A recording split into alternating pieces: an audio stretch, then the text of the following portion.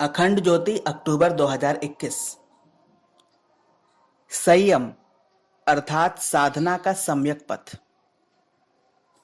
परम पूज्य गुरुदेव ने संयम को साधना का एक महत्वपूर्ण सोपान मानते हुए इस पर बहुत बल दिया है और इसके अंतर्गत इंद्रिय संयम, अर्थ संयम, समय संयम और विचार संयम की बात कही है। लेकिन प्रायः संयम को समझने में अनेकों को भूल हो जाती है। संयम के नाम पर अतिवादी प्रयोग अधिक होते देखे जाते हैं। जहां वाणी का मित और सार्थक उपयोग करना था, वहां व्यक्ति एकदम मौन धारण कर लेता है और अपने कर्तव्यों से विमुख होते देखा जाता है।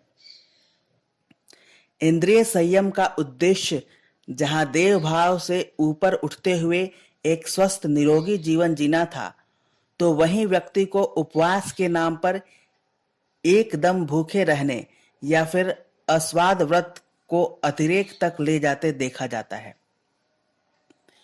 इंद्रिय संयम के नाम पर एकदम कठोर, शुष्क एवं नीरस जीवन शायद ही किसी आध्यात्मिक साधना का मूल उद्देश्य रहा हो।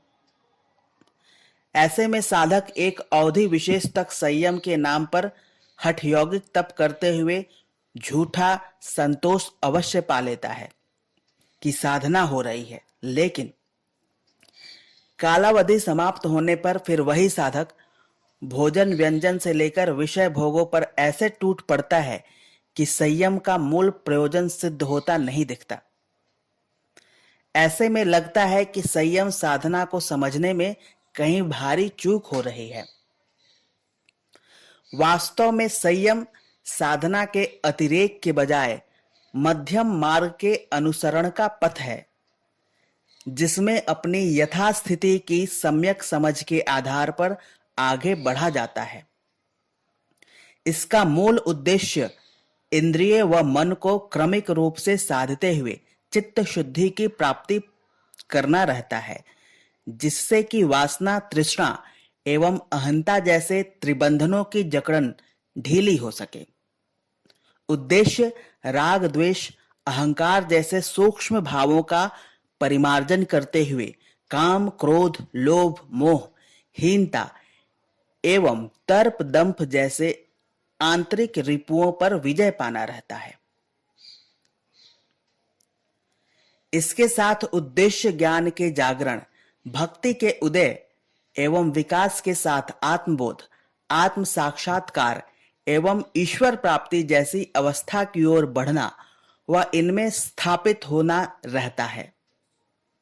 इस राह में सेवा का महतर कार्य भी चित्त शुद्धि एवं आत्म संतुष्टि के उपकरण के रूप में महत्वपूर्ण रहता है।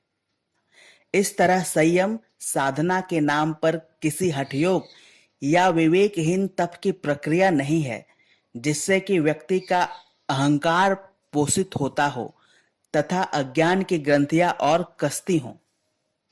संयम इनके परिमार्जन, परिष्कार के साथ अपनी इंद्रियों, अर्थ, विचार एवं समय का सम्यक नियोजन एवं संतुलन है। श्रीमद् भगवत गीता में भगवान श्री कृष्ण इसी मध्यम मार्ग का प्रतिपादन करते हुए विषादग्रस्त अर्जुन से कहते हैं, युक्ताहार विहारस्य युक्त चेष्टस्य कर्मसु युक्त स्वप्नाबोधस्य योगो भवति दुःखः। अर्थात संसार रूपी दुख का नाश तो उस योग द्वारा सिद्ध होता है जिसमें आहार विहार, कर्तव्य कर्म, शयन जागरण के यथा योग्य एवं संतुलित स्वरूप को अपनाया जाता है। यह प्रकारांतर में संयम साधना के यथार्थ स्वरूप का प्रतिपादन है, जिसके आधार पर जीवन के दुख का नाश होता है। इस तरह जीवन की सम्यक समझ के साथ साधा गया संयम ही साधक को अभिष्ट परिणाम की ओर ले जाता है। समाप्त।